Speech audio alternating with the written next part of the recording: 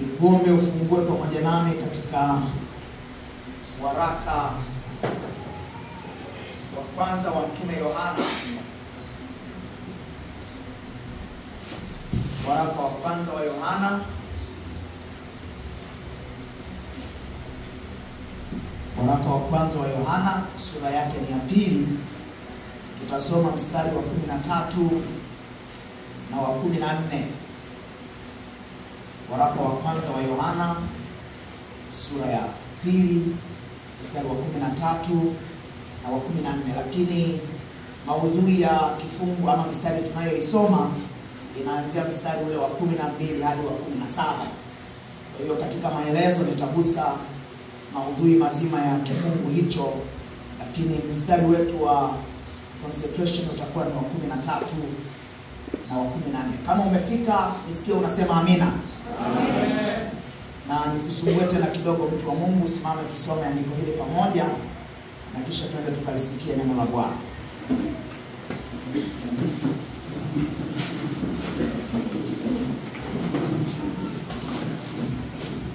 Waraka wa kwanza wa Yohana sura ya 2 mstari wa 13 na ule wa 14. Tusome. Na waandikia nyinyi akina baba, kwa sababu mmemjua yeye aliye tangu mwanzo. Na waandikia ninyi vijana, kwa sababu mmemshinda yule mwovu.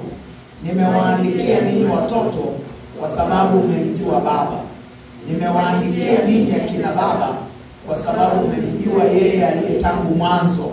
Nimewaandikia ninyi vijana, kwa sababu mna nguvu, na neno la Mungu linakaa ndani yenu, nanyi mmemshinda yule mwovu. Niombe turudie. Mstari wa 13. Nawaandikia ninyi akina baba, kwa sababu mmemjua yeye aliye tangu mwanzo. Nawaandikia ninyi vijana, kwa sababu mmemshinda yule mwovu. Nimewaandikia ninyi watoto, kwa sababu mmemjua Baba.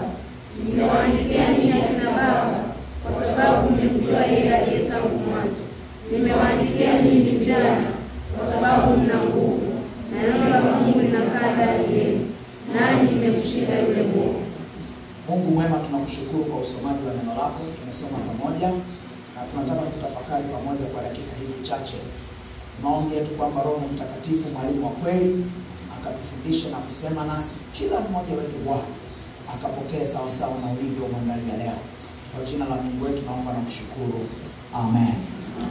Niombe tuketi.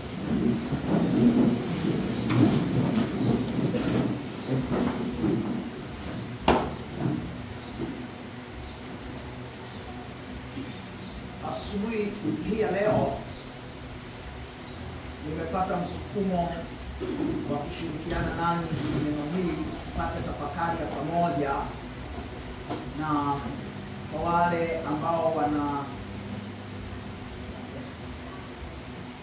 asubuhi ya leo Mungu ameweka neno hili tupate kutafakari pamoja, na kwa wale ambao mnaandika, tunaweza kuandika tunavyoweza kumshinda adui. Tunavyoweza kumshinda adui. Katika kifungu ambacho tumekisoma, tunaona mwandishi wa waraka huu wa kwanza wa Yohana, Mtume Yohana, anaandika akiwa na lengo. Na mara zote unaposoma kifungu hichi, amekuwa akirudia nimewaandikia kwa sababu, nimewaandikia kwa sababu. Anajaribu kuonesha msukumo ulio ndani yake, uliopelekea yeye kuandika alichoandika kwa wale aliowakusudia. Na ukweli ni kwamba mwandishi yoyote mzuri anaandika akiwa na lengo. Na lengo ni kwamba anaowaandikia ama wasikilizaji wake ama wasomi wake wapate ujumbe ambao yeye amekuwa nao moyoni. Na mara zote watumishi wa Mungu ambao Mungu amewatumia kuandika maandiko, aliweka msukumo fulani ndani yao, msukumo wa kimungu. Msukumo huo ambao Mungu alitaka watu wake wapate ujumbe uliokusudiwa. Na vivyo hivyo tunaona mtume huyu Yohana anawaandikia makundi kadha wa kadha akiwa na sababu. Na anazitaja waziwazi sababu zilizopelekea yeye aweze kuandika ujumbe aliowaandikia. Na moja ya kitu ambacho tunakiona katika kifungu hiki kinajaribu kuweka wazi kwamba ulimwenguni ni ulimwengu tulio nao ni ulimwengu wa mashindano, ni ulimwengu wa mapambano, ni ulimwengu wa ushindani. Na kuna ushindani wa namna nyingi. Kuna ushindani wa wema dhidi ya ubaya. Tunaona watu wanatamani kuwa wema, lakini wana changamoto ya kukutana na ubaya. Kwa hiyo watu wanaingia katika hali ya ushindani. Lakini pia kuna ushindani tunaweza kuweka katika sura ya kiuchumi, umasikini dhidi ya utajiri. Huu nao ni ushindani wa aina yake. Hayo nayo ni mapambano ambayo mwanadamu anakutana nayo. Lakini pia yako mashindano, iko vita, uko ukinzani dhidi ya ujinga na maarifa. Watu wanapambana kuondoa ujinga kwa kuongeza maarifa. Kwa hiyo watu wanakwenda shule, watu wanapata wasaa wa kujisomea, watu wanapata muda wa kuongeza maarifa. Hii nayo ni vita ya aina yake. Lakini pia kuna vita ya kiafya. Watu wanapambana kutunza afya zao. Kwa hiyo ni vita ya magonjwa dhidi ya uzima, magonjwa dhidi ya afya. Hii nayo ni vita ya aina yake. Ni mapambano ya namna fulani ambayo watu wanapambana nayo. Mtu anaweza kuingia katika hali akajikuta anapambania afya yake, anapambania uzima wake. Ni mashindano, ni vita tulionayo hapa ulimwenguni. Uko ushindani wa aina nyingi. Ushindani wa hekima dhidi ya upumbavu. Mtu anayepungukiwa hekima anaingia katika hali fulani ya kujaribu kuongeza hekima yake, ili kwa hekima hiyo imsaidie hapa ulimwenguni aweze kuishi vizuri. Lakini pia uko ushindani, yako mapambano ya kutoka katika hali mbaya kwenda katika hali njema. Haya ni mapambano ambayo yasiyoisha, na ni mapambano ambayo hayatakoma. Kila mmoja aliyeko hapa kuna jambo fulani katika maisha yake anajaribu kulipambania, anajaribu kuingia katika hali ya kushindana nalo, ili atoke katika hali fulani hasi aingie katika hali chanya, atoke katika hali mbaya aende katika hali njema. Kwa nini mtu yuko shuleni? Kwa nini mtu anafanya kazi? Hata kama hajui, lakini nyuma ya pazia kuna vita fulani anayojaribu kuipigana imsaidie kutoka katika unyonge kwenda katika hali fulani iliyo njema. Na mambo hayo si katika ulimwengu tu wa maisha ya mwilini, lakini hata katika ulimwengu wa maisha ya imani. Iko vita inayoendelea ambayo muamini anapigana nayo kila siku. Anaweza akawa anafahamu, anaweza akawa hafahamu, lakini mtu wa Mungu siku zote yuko katika vita, yuko katika mapambano, yuko katika mashindano ya namna fulani ya kutoka katika hali ya unyonge wa kiimani kwenda katika uimara wa kiimani. Mtu wa Mungu anapambana vita ya kutoka kwenye hatia kwenda kupata haki. Anapambana vita ya kutoka kwenye dhambi aishi maisha ya utakatifu. Haya ni mapambano tulionayo kila itwapo leo. Mtu wa Mungu anapambana kutoka katika kuzishinda tamaa za dunia ili aweze kuyaishia mapenzi ya Mungu. Mtu wa Mungu yuko katika vita na yule mwovu adui shetani na dhidi ya kumpa Mungu nafasi. Kwa hiyo haya ni mapambano hata katika safari yetu ya imani tunakutana nayo kila siku. Na ni shauku ya kila mmoja apate kushinda. Ni shauku ya kila mmoja awe katika hali njema. Mwanafunzi anayesoma anatamani asome vizuri, afaulu vizuri. Ni shauku yake. Na mtu anapopata ubaya katika kila anachokifanya, moyo wake unanyong'onyea. Kwa nini? Kwa sababu hiyo haikuwa sehemu ya mpango wake, wala hiyo haikuwa shauku yake. Anayefanya kazi yumkini ataweka bidii katika kufanya kwake kazi ili aone matunda yatokanayo na bidii, labda kutambuliwa, labda kuongeza mshahara, labda kupata marupurupu yatokanayo na kazi yake. Hii ni shauku ya kila mmoja. Hakuna ambaye anafanya jambo ili aweze kushindwa. Badala yake kila mmoja katika anayoifanya anategemea matokeo mazuri, anategemea kupata faida, anategemea kupokea habari njema. Na watu wa Mungu, ili tuweze kushinda kila mmoja kwa vita iwayo yote, tuna tunahitaji maarifa sahihi. Mtu hawezi kushinda akiwa amepungukiwa maarifa.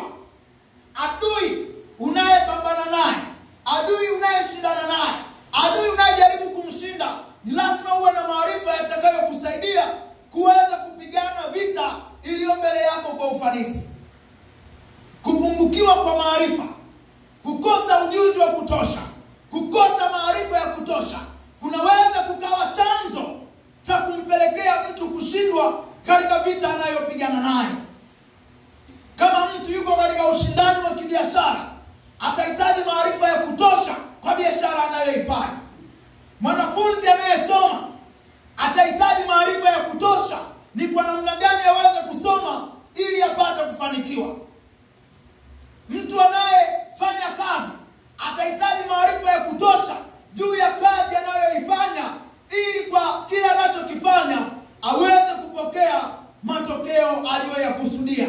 Na vivyo hivyo mtu wa Mungu anayeshindana vita ya kiimani anahitaji maarifa sahihi yanayoweza kumsaidia kupigana vita hiyo vizuri.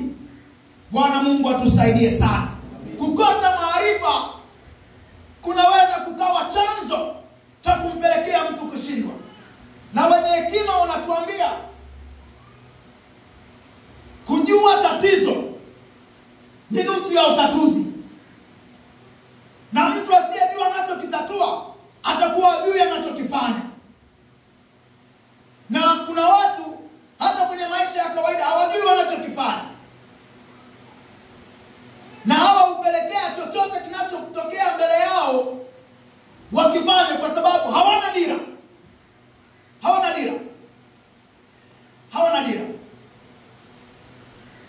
Bwana tusaidie sana. Hawana dira. Na hii inaweza kutokuwa na dira kunaweza kukapelekea mtu akawa hajui matokeo ya kile anachokitaka.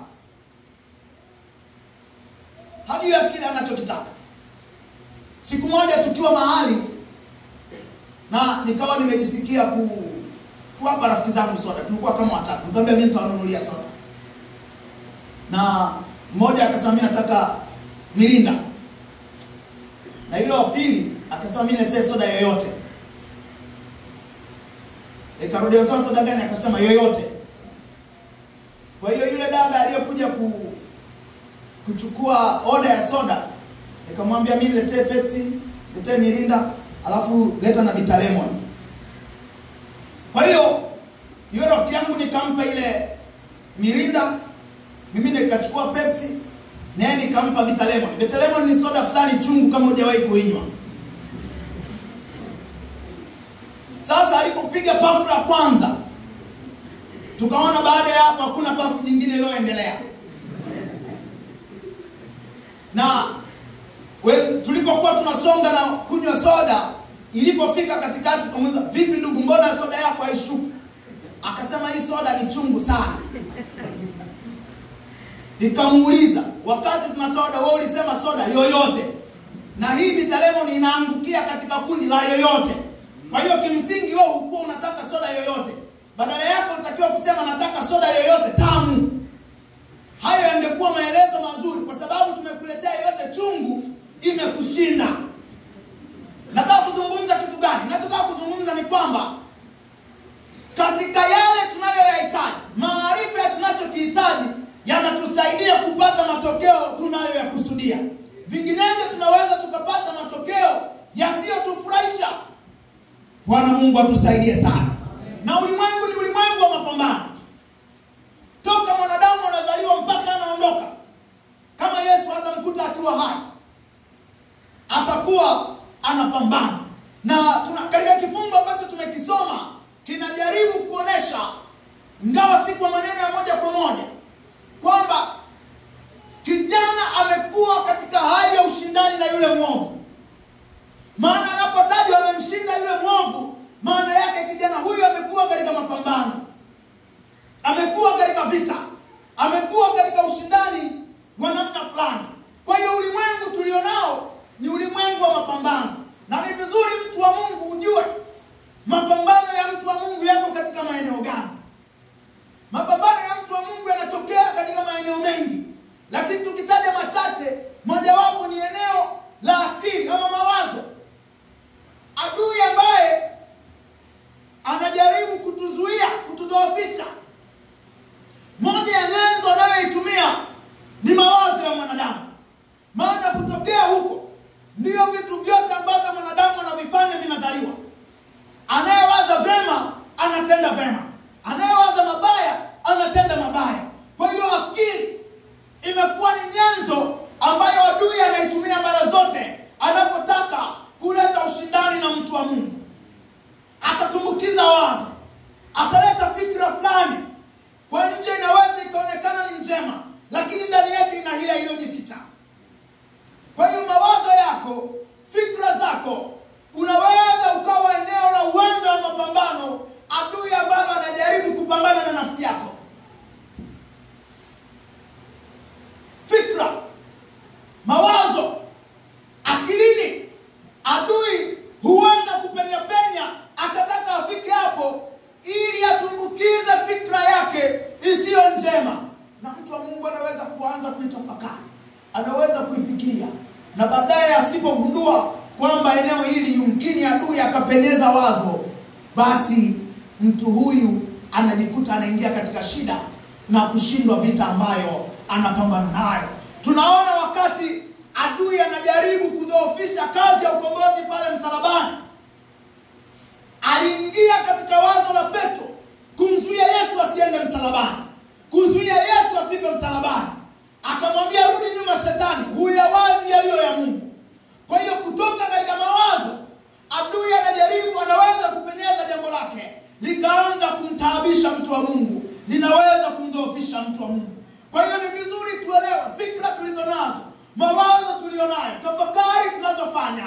Adui anaweza kujaribu kunyemelea na kuingilia humo na kupenyeza wazo lake baya, na hatimaye linaweza kwenda kumwangusha mtu wa Mungu. Bwana atuhurumie sana. Mawazo ni uwanja wa mapambano, ni nyenzo ya adui, ni nyenzo ya yule mwovu. Kwa hiyo lazima mara zote uyachunge na kuyatunza mawazo yako, kama yule ambaye alisema maneno yangu yapate kibali, vile vile mawazo ya moyo wangu yapate kibali mbele zako.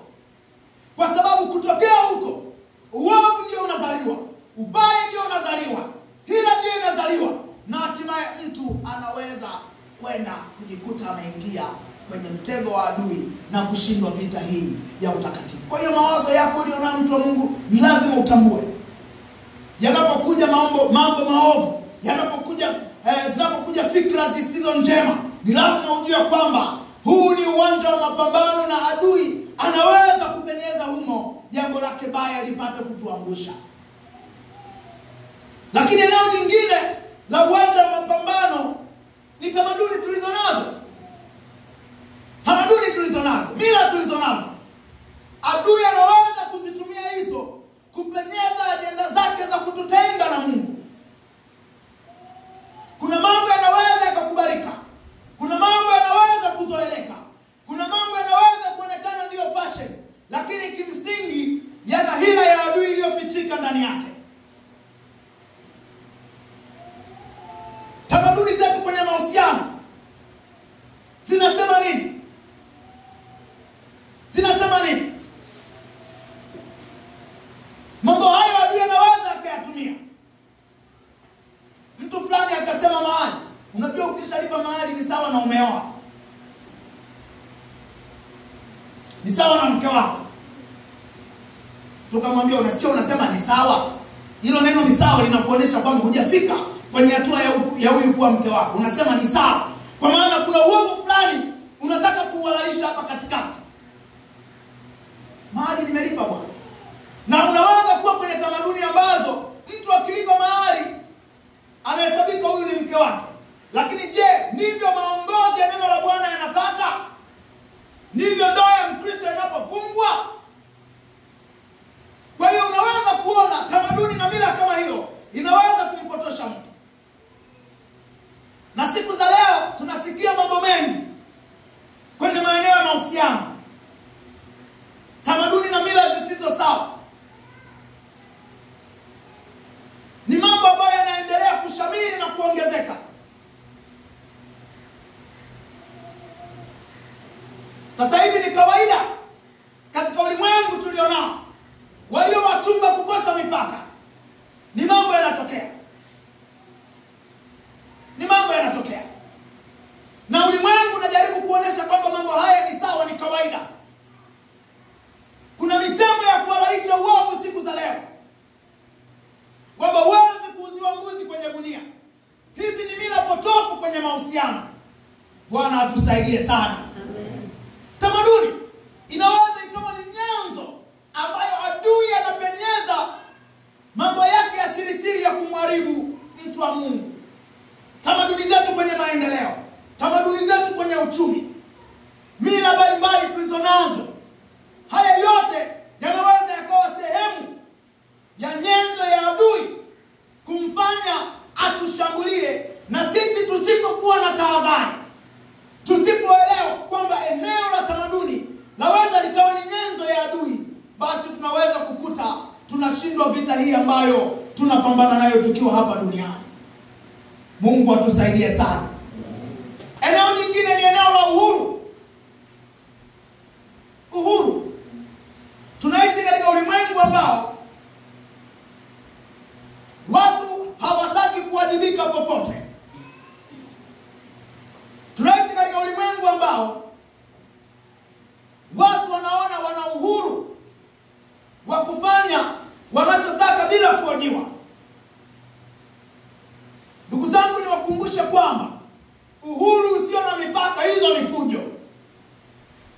Uhuru wa kweli hata mbele za Mungu ni ule uhuru unaodhibitiwa kwa ustawi wa jamii nzima. Kwa hiyo siku za leo tunaona huko duniani watu wanataka uhuru uliopitiliza, na mambo haya yanaweza kuendelea hata kumwathiri mtu wa Mungu, akajikuta na yeye anashawishika kutaka uhuru unaozidi mipaka yake ya imani. Leo tuna watu katika makanisa hawana commitment ya ushirika kabisa. Mtu hataki kuwajibika kwa kanisa lolote. Kwa hiyo leo yuko hapa, kesho yuko kanisa jingine, kesho kutwa anahamia kwingine, baada ya mwezi anakuja kuripoti kwamba mimi mwenzenu tuko pamoja, na wiki inayofuata hayupo. Na ukitaka kujua hiyo, unaweza kuona kuna mtu hawezi kumaliza mwezi amefululiza kanisani kwake, atatumia vigezo mbalimbali. Na ni kweli imani yetu tunamfuata Mungu kwa hiari, lakini hiari yetu mbele ya Bwana inadhibitiwa na neno la Mungu. Bwana Mungu asifiwe sana. Amen. Uhuru feki. Uhuru feki. Kwa hiyo watu hawana commitment. Ni mambo tunayoona yanatokea katika nyakati zetu. Leo tuna watumishi ambao wanataka uhuru uliopitiliza wa kutumia maandiko wanavyotaka, kutafsiri maandiko wanavyotaka. Hata hatimaye wameanza kuingiza tafsiri potofu ambazo sicho kilichomaanishwa katika neno la Mungu. Na ukianza kuwaonesha ukweli, wanatafsiri kwamba tumeshambuliwa, tunapingwa, kwamba tunaweza kulitumia neno la Mungu tunavyotaka. Na ukichunguza sana wanaofanya hivyo, unaona wanatumia neno la Mungu kwa maslahi binafsi, wala sio kwa kujenga mwili wa Kristo, wala sio kwa kumwandaa Mkristo aende mbinguni, sio kwa kumsaidia mtu wa Mungu aishi maisha ya ushindi. Badala yake kuna maslahi yanayotafutwa. Kwa hiyo watu wanapindua maandiko na wanataka mtu yeyote asiseme chochote juu ya upotofu wanaofanya. Uhuru feki. Kigezo cha uhuru. Leo tuna watu wanasema wamepata mafunuo mapya ambayo hata kwenye maandiko hayapo. Uhuru feki. Hiyo nao ni nyenzo ya adui. Hiyo ni nyenzo ya adui. Na adui anaweza akaingiza moyoni mwa mtu fikra hii potofu kwamba neno la Mungu ukalitumia vyovyote unavyotaka. Lakini maandiko yanasemaje? Kwamba tulitumia neno la Mungu kwa halali. Tulitumia neno la Mungu kwa halali. Kwa hiyo eneo la kutaka uhuru usiodhibitiwa, hiyo nayo inaweza ikawa ni nyenzo ya adui.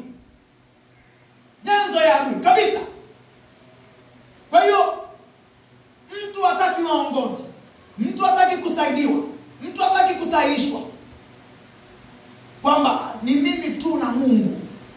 Yaani mimi tu, mimi naongea na Mungu mwenyewe. Kwa sihitaji mtu wa pili na watatu. Ndugu zangu, uhuru ambao haudhibitiwi, huo sio uhuru unaotokana na Mungu. Hizo ni fujo. Bwana atusaidie sana. Uwanja wa mapambano. Na haya maeneo nimeyataja ni machache tu. Akili, tamaduni, uhuru ni maeneo ambayo adui anaweza kupenyeza mawazo yake ili afanye vita na mtu wa Mungu. Na mtu wa Mungu asipokuwa na tahadhari, anaweza kujikuta ameshindwa na ameanguka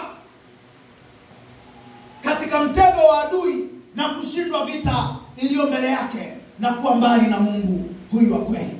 Na ndugu zangu, ni vizuri tukumbuke, ikiwa tuko katika vita, ikiwa tuko katika mapambano, ni vizuri kufahamu mapambano yana matokeo ya aina mbili tu. Mapambano tulionayo ni aidha ushinde ama ushindwe. Kwenye mapambano na vita ya imani hakuna draw. Ni aidha mtu au upande wa adui, kwa maana ya yule mwovu, ama dunia, ama mtu au upande wa Mungu wa kweli. Kwenye vita ya imani ni mtu anaweza kushindwa. Kumbuka kwamba kama tuko kwenye vita, kama tuko kwenye mapambano, maana yake adui anatushambulia, na sisi tunatakiwa kufanyaje? Tunatakiwa kumshambulia vile vile. Ikiwa adui anashambulia na hakuna majibu ya mashambulio, maana yake adui atatushinda, na akitushinda tutakuwa tumeanguka. Wakati shetani anamjaribu Yesu pale mlimani, wakati amefunga kule jangwani, wakati shetani anashambulia kwa kupotosha neno la Mungu, Yesu alijibu mashambulizi hayo kwa neno la Mungu lililo sahihi. Kwa hiyo adui asiposhambuliwa atatushambulia, atatushinda. Kwa hiyo katika vita tulionayo, ndugu zangu, ni vizuri kufahamu sisi tunaoishi ndani ya imani, katika vita iliyowekwa mbele yetu, mtu wa Mungu anaweza kushinda ama anaweza kushindwa. Nikitoa mfano wa mtu ambaye anapambana aweze kushinda ujinga, atakuwa ameshinda ujinga pale ambapo akiwa amepata werevu. Kama mtu anapambana dhidi ya ujinga na bado hajaelimika, hajaerevuka, maana yake mtu huyu vita hiyo imemshinda. Ikiwa mtu anapambana awe msafi na bado anaishi maisha ya uchafu, maana yake mtu huyu vita ya usafi imefanyaje? Imemshinda. Mtu wa Mungu anawajibika kutunza maisha yake. Na mtu wa Mungu, kuna viashiria vya wazi ambavyo anaweza kuona kama ameshinda ama ameshindwa. Mambo haya hayahitaji mjadala wala mtu wa pili na watatu. Mtu anaweza kujipima binafsi. Ikiwa mtu anataka kuongeza hali yake ya kiimani na kumjua Mungu kwa njia ya maombi, na bado mtu huyu hawezi kuomba, kwa lugha nyepesi, mtu huyu kwenye eneo hilo ameshindwa. Hahitaji nabii aje amwambie kwamba ndugu, hapo umeshindwa. Kwa sababu kuna watu wamekaa ni kama niguse tu nianze. Ukimfuata mwambie ndugu yangu umeshindwa kwenye maombi, shughuli yake utaiona. Sasa nyenzo hizi nyepesi zinaweza kukufanya ukajipima binafsi, hata bila kusubiri mtu wa pili na watatu. Ikiwa mtu wa Mungu hawezi kusoma neno la Bwana, hiki ni kipimo cha wazi kwamba kwenye eneo hilo mtu huyu ameshindwa, anahitaji aendelee kuongeza mapambano na mashambulio dhidi ya adui. Watu wanakwenda mission mwaka wa kwanza, wa pili na watatu, mtu huyu ameshindwa. Eneo hilo mtu huyu tayari ameshakamatika, amechukuliwa mateka. Haihitaji nabii kuja kumwambia ndugu, umeshambuliwa na sasa umezidiwa. Na sasa umezidiwa. Mtu anaweza kujipima mwenyewe kwa mambo yaliyo wazi, kuona kama anaendelea, kuona kama anashinda, kuona kama anafanikiwa. Bwana Mungu atusaidie sana. Kwa hiyo hakuna draw.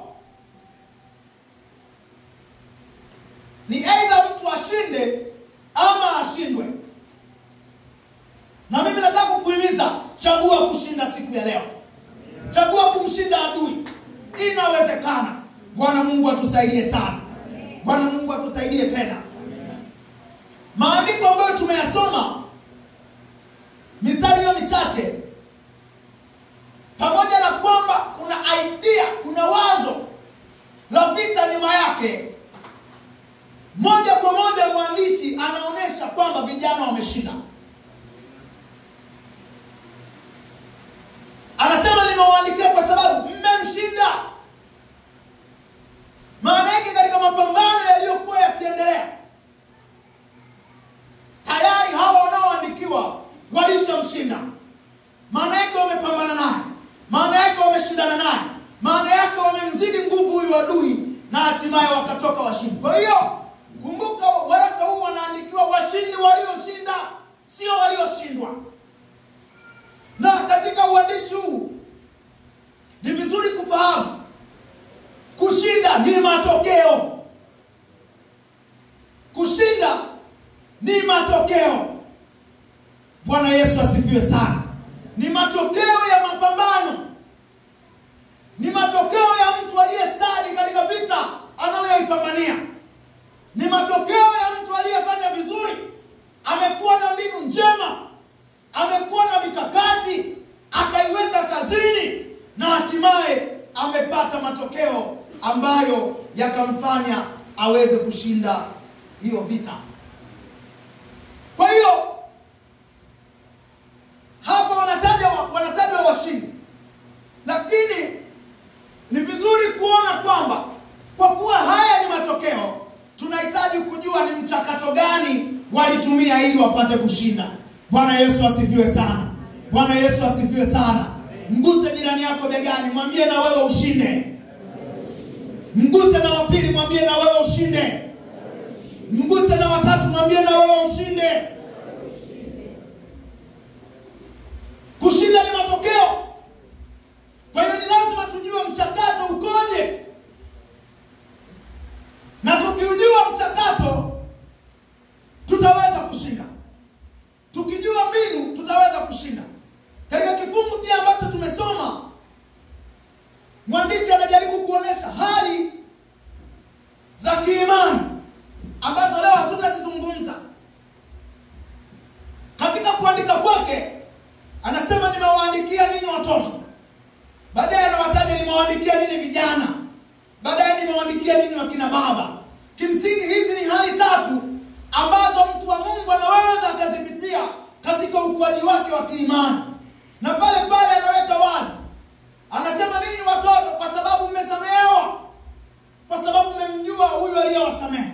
Kimsingi mtoto wa kiimani ni mtu ambaye hana siku nyingi toka kuokoka kwake, na ndio ameanza kuexperience msamaha wa Mungu katika maisha yake. Anaweza kuwa ni mtu mzima wa umri wa kuzaliwa kibinadamu, lakini katika masuala ya kiimani roho yake bado ni changa mbele za Bwana. Bado ni mtoto katika imani.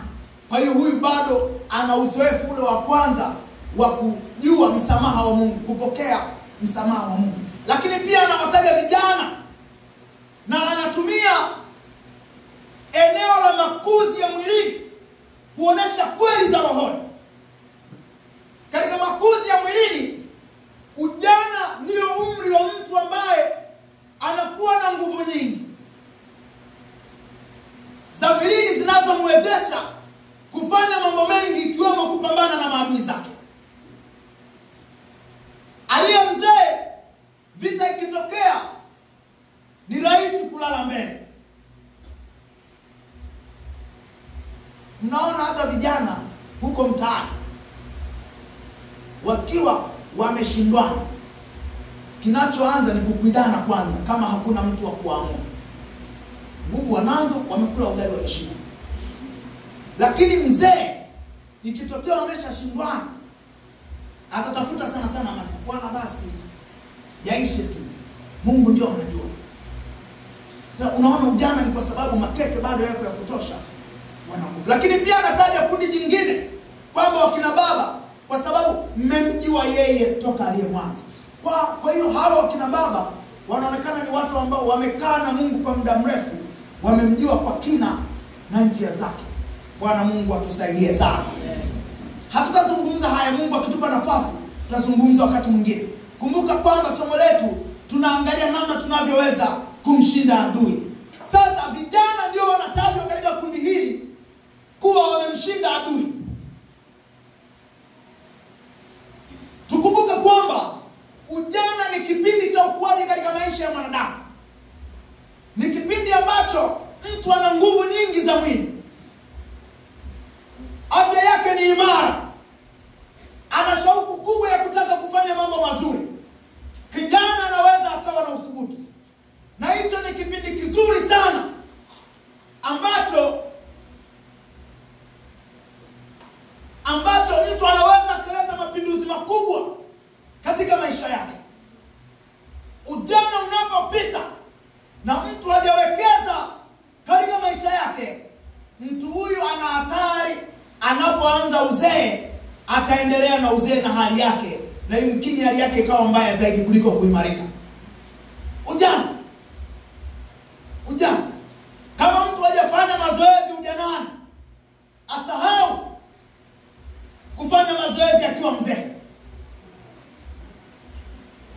Kama mtu hajasafiri akiwa kijana, yumkini asahau akiwa mzee.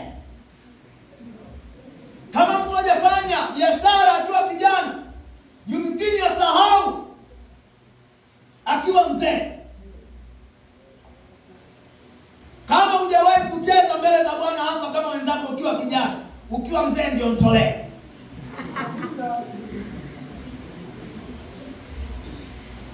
Ndio mtolee ujana. Kwa sababu kwenye ujana ndio tuna nguvu. Kijana hata anaweza akavunjika mguu kaunga kwa haraka.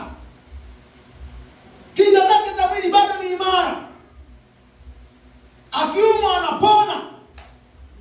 Kwa hiyo, na ndio tunaona katika mazingira haya vijana hawa waliojawa imani wanatajwa kuwa wamemshinda yule mwovu. Bwana asifiwe sana. Wamemshinda yule mwovu. Ujana.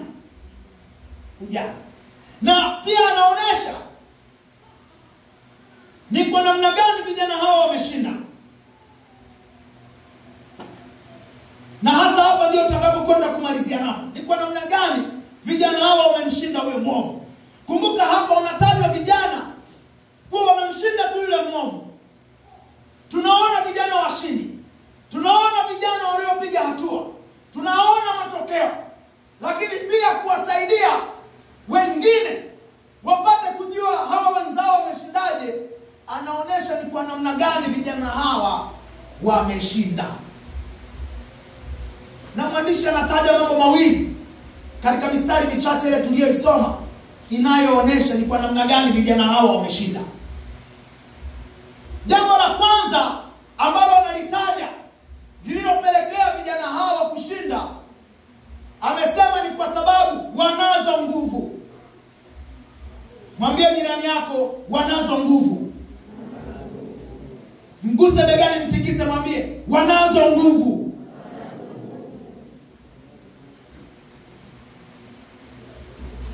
Kitu ambacho kiliwasaidia hawa vijana ambao mwandishi anawaandikia kumshinda yule mwovu ni kwa sababu walikuwa na nguvu.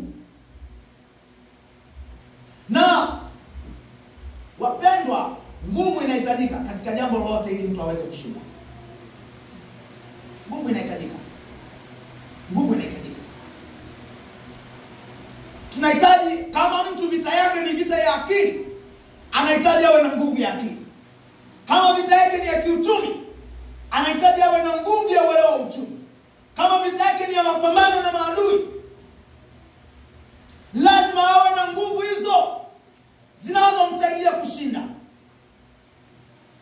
Vivyo hivyo kama ni bondia, lazima awe na nguvu zinazomsaidia kushinda. Na kuna mazingira tu, ukimwona yule anayeshindana na mwingine, mmoja yuko vizuri, kwa asilimia kubwa watu watasema yule mwenye nguvu ndio atashinda.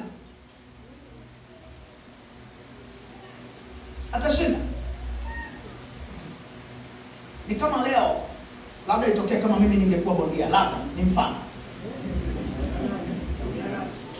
Alafu labda kwa hivi nilivyo na maisha ninayoishi na mazoezi ninayofanya na ugali ninaokula, alafu labda naingia ulingoni na Tyson. Unajua pambano lijaanza watu watasemaje? Huyu jamaa atafanyaje? Atapigwa tu. Nini kimeangalia? Ni nguvu. Ni nguvu. Wiki hii nilikuwa nimeona makala fulani kwenye mtandao. Wanajaribu kulinganisha nguvu za kijeshi za mataifa. Na wanajaribu ile makala wanasema wanajaribu kuangalia ni taifa gani wakiingia kwenye mgogoro wa kivita labda lipi litashinda. Na hususan vita zinazoendelea duniani. Kwa hiyo wako wachambuzi na wataalamu wa mambo haya. Mimi nilisoma tu makala, sina ujuzi maeneo haya, lakini nataka tu kuonesha kile ambacho nilikiona kwenye ile makala. Wanajaribu kuonesha kwamba labda ndege zile za kivita, huyu anazo 500, huyu mwingine anazo 2. Meli za kivita, huyu anazo sijui 40, huyu hana. Sijui kuna helikopta ya namna fulani, huyu anayo mangapi, huyu mwingine hana. Kwa hiyo wanajaribu pia kutoa idadi ya wanajeshi, askari walionao. Huyu ana askari sijui wa kikosi cha anga kadhaa, huyu anao kadhaa. Kwa hiyo wanajaribu kuonesha pia teknolojia inayotumika. Huyu anatumia teknolojia labda ya taifa fulani ambayo imeendelea zaidi kuliko teknolojia wanayotumia hao. Na mwisho yule mchambuzi anasema uwezekano wa taifa fulani kumshinda mwingine ni mkubwa kwa sababu nguvu yake ya kijeshi ni kubwa. Kwa hiyo wapendwa, katika mapambano nguvu inahitajika, yawe mapambano ya aina yoyote. Sasa hawa vijana walioandikiwa kimsingi walimshinda yule adui, walimshinda yule mwovu, walishinda ile za yule adui kwa sababu walikuwa nazo nguvu. Na ni nguvu gani zinazotajwa hapa? Ni nguvu za rohoni, ni nguvu za Mungu ambazo zinakaa katika maisha ya watu. Adui tuliye naye hatumshindi kwa kupiga pusha. Tunahitaji nguvu za Mungu zilizo ndani yetu, na kwa hizo ndio tunaweza kumshinda ile adui. Kwa hiyo kwa kadri nguvu ya Mungu inavyoongezeka katika maisha ya mtu, ndivyo anavyoweza kuishi maisha ya ushindi hapa duniani katika maeneo yote. Na tunapozungumza habari ya nguvu za Mungu, tunazungumzia ule uwezo wa utendaji wa Mungu ambao unatenda kazi ndani ya mtu, unaotokana na mahusiano mahususi ambayo mtu anayo na Mungu wake. Saa mtu anapookoka, Mungu anakaa ndani yake kwa uwezo wa Roho Mtakatifu. Natokea pale mtu huyu anapata mtaji fulani wa nguvu za Mungu. Kwa hiyo mtu huyu ana wajibu wa kuendelea kuchochea, na hatimaye nguvu zake za rohoni zinaanza kupata muscles, zinaanza kutanuka, zinaanza kuongezeka, na mambo ya duniani na mwilini yanaendelea kupungua, na hatimaye mambo ya nguvu za Mungu yanashika hatamu kwenye maeneo yote ya mtu wa Mungu. Na kila mahali anapokwenda, kibali cha Mungu kipo, neema ya Mungu ipo, uwezo wa Mungu upo, na ule utendaji wa kimungu unadhihirika kwa sababu mtu huyu tayari ameruhusu ule utendaji wa kimungu kwa uwezo wa Roho Mtakatifu uendelee kuongezeka na kutanuka. Ndugu zangu, adui tunayeshindana naye hatumshindi baada ya kula chapati na supu. Tunahitaji nguvu za rohoni. Tunaweza tukawa na nguvu za mwilini, lakini zisifai kumshinda adui. Nakumbuka kipindi niko sekondari huko Iringa Mkwawa.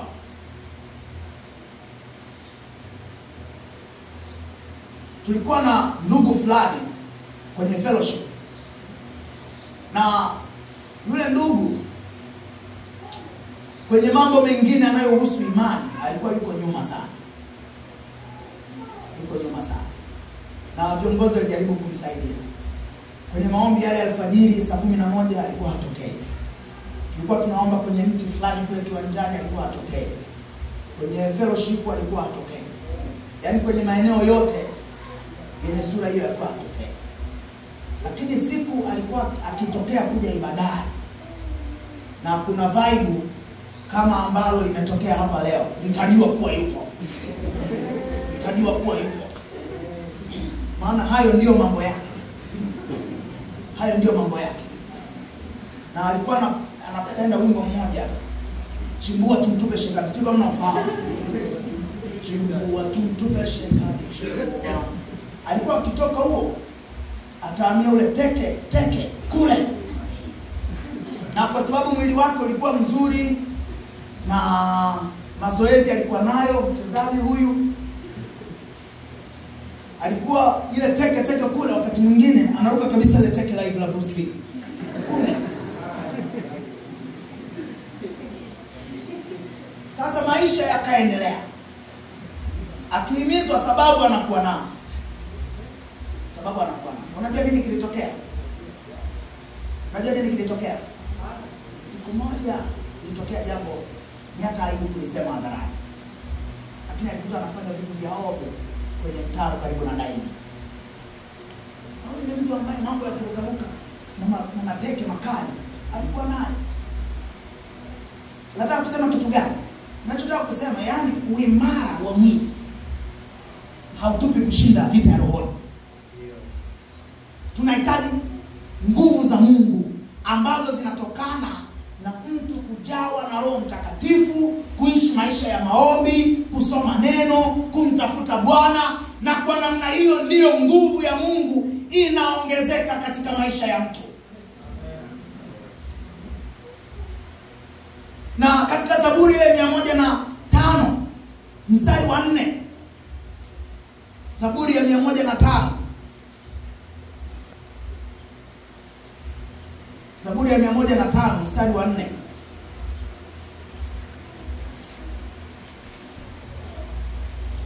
Biblia inasema, mtakeni Bwana na nguvu zake, utafuteni uso wake siku zote. Hawa vijana ambao wameandikiwa kwa sababu wamemshinda yule mwovu, na moja ya vitu ambavyo vimewapelekea kumshinda yule mwovu ni kwa sababu wanazo nguvu. Na nguvu zinazotajwa hapa, ndugu zangu, ni nguvu za Mungu. Na maandiko yanatuambia, mtakeni Bwana na nguvu zake, utafuteni uso wake siku zote. Maana yake nini? Maana yake ni kwamba nguvu ya Mungu katika maisha ya mtu inapatikana kwa kuitafuta. Bwana Yesu asifiwe sana. Bwana Yesu asifiwe sana. Uwezo wa mtu, muscles za mtu zinajengwa kwa mtu anapofanya bidii katika mazoezi. Vivyo hivyo misuli yetu ya rohoni na nguvu za Mungu tunazipata pale tunapotaka kwanza udhihirisho wa nguvu zake uonekane, lakini na kutafuta uso wake siku zote. Na kwa namna hiyo, kumbe nguvu zitakuwa zinaongezeka. Na vita ya adui inapojitokeza, tayari tuna nguvu na msuli wa kushinda. Adui akileta mawazo, tayari anakuta kuna nguvu ya Mungu inayoweza kufanya vita yote na kuangusha ngome zote na kila wazo linalojiinua juu ya elimu ya Kristo. Tukienda mahali adui anajaribu kupenyeza uongo wake, tutakuwa na sababu na kumwambia kwamba imeandikwa. Tutaweza kushinda. Adui akijaribu kuleta mambo yake ya mila na tamaduni, tutakuwa na ujasiri wa kukataa, kwa sababu hatukatai tu kwa sababu ya kula ugali na kushiba, lakini tunakataa kwa sababu hata kama ni dhaifu mwilini, hata kama ni wanyonge mwilini, lakini tunazo nguvu za rohoni zinazoweza kuleta mapinduzi na mageuzi kila mahali mtu wa Mungu anapokuwa. Nguvu za rohoni, nguvu za Mungu. Wapendwa, tunahitaji nguvu za Mungu. Tunahitaji nguvu za Mungu. Na tunaishi katika nyakati ambapo nguvu za Mungu kwa kweli zinaanza kupungua. Lazima tukiri na kujisahisha pale tulipokosea. Tukisikia habari za wazee waliotutangulia katika imani, tunaona ni kama walifanya kazi kubwa sana. Lakini kilichopelekea wao kuwa na nguvu na kufanya mambo makubwa ni kwa sababu walimtafuta Mungu na nguvu zao za rohoni zikaendelea kuongezeka. Sisi tunatamani kuwa na nguvu za rohoni bila kuzitafuta. Ndio tofauti ya wao na sisi. Inapofika wasaa wa kutafuta kujiimarisha rohoni, tunakuwa wanyonge kwenye maeneo hayo. Lakini Mungu atusaidie tupate ujasiri, tusichoke, ili inapofika wakati wa kutafuta nguvu za rohoni, na sisi tuwe jasiri, tuwe na bidii wa kuongeza masozi zetu za rohoni.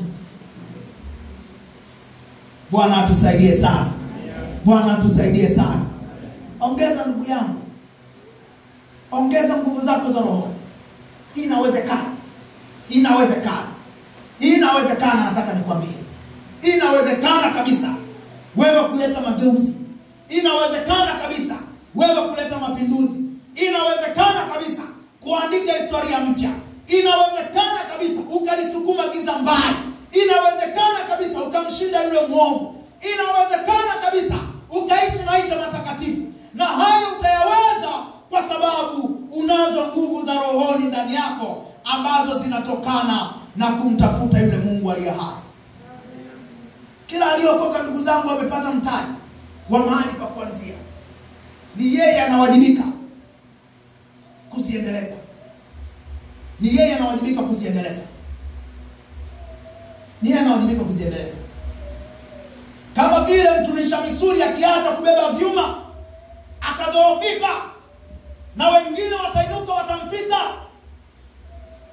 Kama vile bondia mwenye kurusha masumbwi asipofanya mazoezi, wengine watafanya mazoezi na kuongeza stamina zao na hatimaye atapigwa ulingoni. Ndio vivyo hivyo mtu wa Mungu ambaye hamtafuti Mungu, asipoongeza nguvu zake za rohoni, vita itakapoinuka mtu huyu atashindwa. Tunaishi katika kizazi ambacho watu wanatamani mambo mengi yatokee kwa urahisi bila kuyafanyia kazi. Hiki ndicho kizazi tunachokiishia. Wote yumkini tumeingia kwenye jaribu la kutaka mambo mazuri ya haraka ambayo hatukuyafanyia kazi. Mwanafunzi angeweza, angetamani asisome, afanye starehe siku zote, lakini bado apate first class. Uongo kweli? Mfanya kazi angetamani aende kazini labda saa 4 saa 5, asiweke ubunifu, lakini bado aongeze mshahara. Kweli ama si kweli?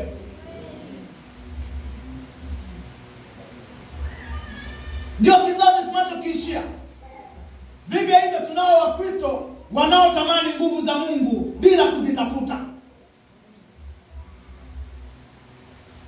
Bila kuzitafuta. Bila kuzitafuta. Kwa hiyo ataishia tu kusema Mungu ni Mungu ajibuye kwa moto. Mungu wangu hajawahi kufanya nini? Mungu wangu hajawahi kuchelewa. Mungu anayemwabudu, Mungu wa Elia. Lakini mtu huyu ukiangalia, anayemtaja Mungu wa Elia, hajui Elia alihaswa kiasi gani kufikia tu alionayo. Hajui. Hajui. Hajui. Mtu mmoja akanisikilizisha wimbo kwamba tumishi tembea juu ya maji. Kuna wimbo unasema walk on the water. Wimbo wa nchi fulani, waimbaji. Tembea juu ya maji. Tembea juu ya maji ya kazi yako. Ni tembea juu ya maji juu ya kitu gani? Tembea juu ya maji juu ya ndoa yako. Vitu vya namna hiyo. Nikamwambia, hivi unajua Yesu alitembea juu ya maji baada ya kuwa ameomba usiku kucha? Unaona tu tukio lile kwamba Yesu anakuja anatembea juu ya maji.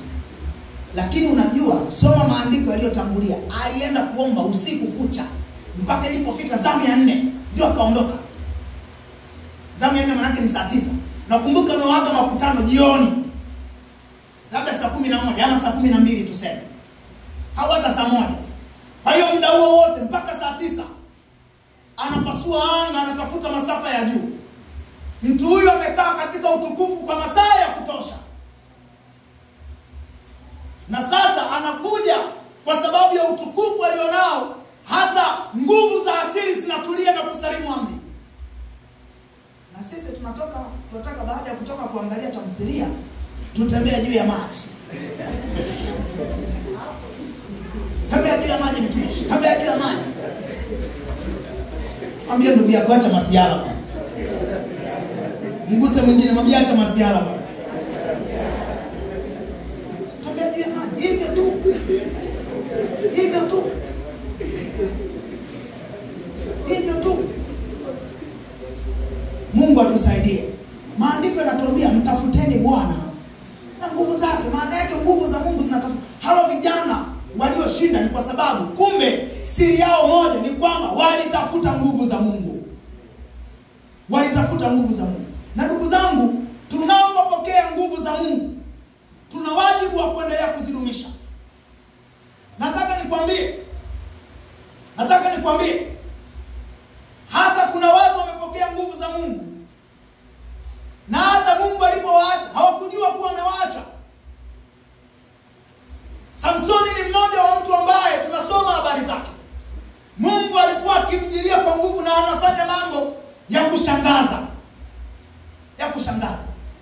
Alimpenda mtu fulani, kufika akakuta akaolewa na mtu mwingine, akaenda kungoa geti.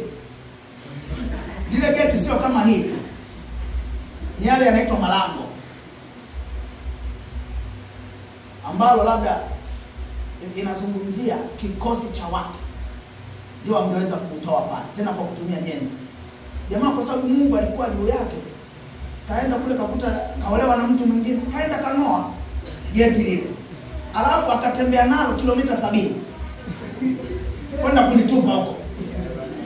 Yaani kama unatoka hapo unapita Bagamoyo mbele kidogo hapo, labda usawa Bagamoyo mbele kidogo hapo, kipita ile roundabout. Nguvu alizokuwa. Unaona jinsi matumizi mabaya ya nguvu yalivyokuwa. Lakini ukiachilia kwa sicho ninachotaka kusema, ameendelea kuona, kwa sababu alishazoea ile hali ya nguvu za Mungu, kwamba Mungu anamjilia, akijitikisa vitu vinatokea.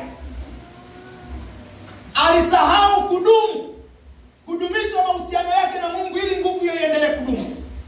Alisahau kuendelea kumtafuta Mungu ili nguvu hiyo iendelee kutenda kazi.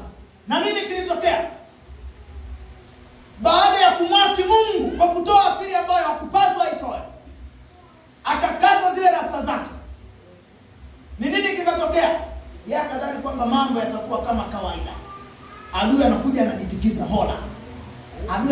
hola. Mwisho wake ukawa mbaya. Nataka kuzungumza kitu gani? Ndugu zangu, tunamshinda adui kwa nguvu za Mungu. Na nguvu za Mungu tulizozipokea tunatakiwa kuzidumisha, kuendelea kuzitafuta. Tunataka Wakristo ambao yale wanaoyatenda leo kwa uwezo wa Mungu kesho yaongezeke. Sio Wakristo ambao leo wanatoa pepo, kesho yeye ndio anatolewa pepo.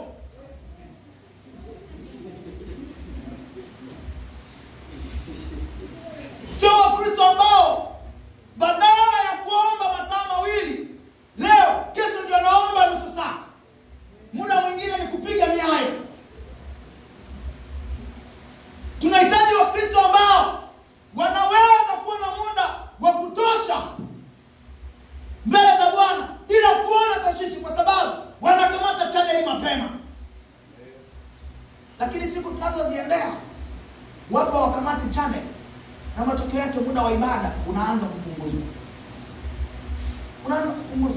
Huko ni kurudi nyuma ndugu zangu. Nguvu za Mungu zinatakiwa ziendelezwe. Bwana Yesu asifiwe sana. Siendelee kudumishwa. Timotheo aliambiwa chochea hiyo karama. Na tunatakiwa kudumu katika kuzitafuta. Ndugu zangu, muda wangu umeshanitupa mkono. Labda niishie hapo, hizo dondoo nyingine tutaendelea nazo wakati mwingine Mungu akitupa neema. Lakini Mungu alipotuokoa, shabaha yake ni mimi na wewe tuishi Ukristo wenye ushindi. Na ndugu zangu, wale wote ambao waliishi kwa nguvu za Mungu na kwa uwezo wa Mungu, maisha yao yalikuwa ni tofauti sana. Waliweza kuleta badiliko, waliweza kugusa maisha ya watu, waliweza kumshinda yule adui. Ukristo haukukusudiwa kuwa tu ni dini. Ukristo hukukusudiwa tu kuwa chama cha kijamii. Haikukusudiwa tu kwamba watu wakusanyike Jumapili waondoke kama walivyokuja. Haikukusudiwa kuwa Wakristo waishi bila impact katika jamii yao. Haikukusudiwa kuwa Wakristo watu waliopoa na kudumiwa na kudumaa. Badala yake ilionekana kuwa ni imani yenye nguvu iwezayo kumshinda yule adui. Ndio Wakristo walivyokuwa, na ndivyo ambavyo Mungu amekusudia. Nataka nikwambie mtu wa Mungu, wewe ambao unanisikia hapa siku ya leo, na wale hata ambao unatufuatilia katika mitandao ya kijamii, inawezekana hata leo. Maana Mungu hajabadilika. Ni yeye yule jana na leo hata milele. Aliyoyatenda atayatenda. Aliyokusudia kuyatenda atayatenda. Ni mimi na wewe tunatakiwa kumpa nafasi. Ni mimi na wewe tunatakiwa kumruhusu. Ni mimi na wewe tunatakiwa kumtaka Bwana na nguvu zake. Na nguvu za Mungu na mahusiano ya Mungu, ndugu yangu, ni mahusiano yasiyo na umri. Nataka nikwambie, inawezekana ni binti mdogo kuliko wote mahali hapa, lakini ukawa na nguvu za Mungu kuliko mtu yeyote aliyoko hapa, kama utakusudia kumtafuta kweli kweli. Unaweza ukawa ni kijana unayejipima katika hali ya kibinadamu, ni mnyonge kwa hali zile zinazopimwa na vigezo vya kibinadamu, lakini ukawa shujaa wa rohoni mwenye kuwasaidia hata wale waliokuwa na resources za kutosha. Unaweza kuleta mageuzi. Unaweza kuleta mapinduzi. Ukiwa chuoni, ukiwa bwenini, ukiwa hosteli, ukiwa kazini, kama ni Mkristo uliyejaa nguvu za Mungu, unaweza kuleta mageuzi na mapinduzi hata kwa wale waliokuzidi. Ninaposema haya nakumbuka yule kijakazi ambaye alikuwa kwa Naamani.